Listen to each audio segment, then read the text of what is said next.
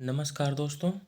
आज का डिक्टेशन मैंने परिष्कृत प्रणाली से लिया है, जिसे मैं 80 की गति से डिक्टेट करूँगा। बीच में फ्लैक्चुएट भी करूँगा, कभी आपकी स्पीड थोड़ी ज़्यादा लगेगी, कभी थोड़ी कम लगेगी, जैसा कि परीक्षा के समय भी होता है। तो डिक्टेशन स्टार्ट होगी 5 सेकंड बाद।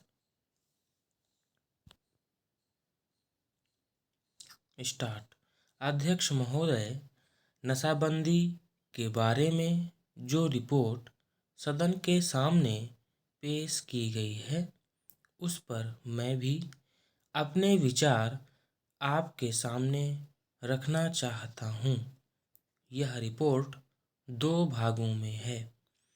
इन दोनों भागों में ही अनेक बातों का जिक्र किया गया है। मैं इसके विस्तार में तो नहीं जाना चाहता हूँ, लेकिन कुछ महत्वपूर्ण बातें आपके सामने रखना चाहता हूँ। सबसे पहला प्रश्न यह है कि क्या नशाबंदी हमारे देश के लिए आवश्यक है? क्या इसके बिना हमारा काम नहीं चल सकता? मैं समझता हूँ कि हमारे जैसे गरीब और पिछड़े देश के लिए शराब आवश्यक नहीं है। शराब एक ऐसी चीज़ है जिससे आदमी के दिमाग का संतुलन बिगड़ जाता है। इसीलिए हमारे देश के नेताओं ने नशाबंदी करने के बारे में सोचा।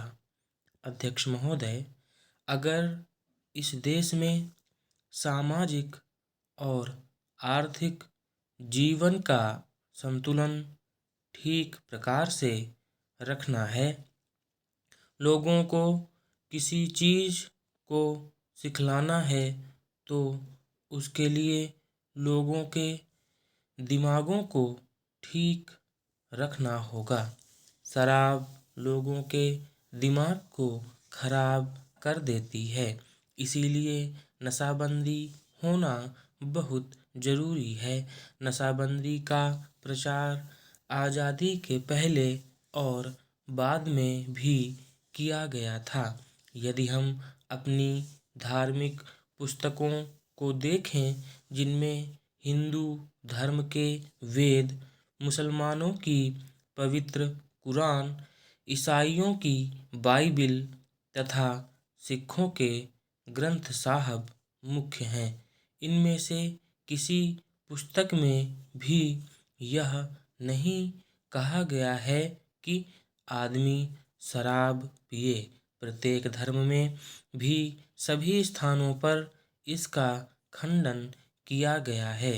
सभी महापुरुषों ने इस बात का खंडन किया है और कहा है कि नशा आदमी के लिए कोई अच्छी चीज़ नहीं है और इसलिए इसका उपयोग नहीं करना चाहिए। मैं आपका तथा इस सदन का ध्यान दिलाना चाहता हूँ कि जहाँ जहाँ भी इसमें ढील दी गई या जहाँ नशाबंदी नहीं है, वहाँ हालत पहले से खराब ही हुई है। Para change. शराब से कई प्रकार की हानियाँ होती हैं। इससे आर्थिक हानि तो होती ही है, इसके अलावा समाज में अपराध भी बढ़ जाते हैं।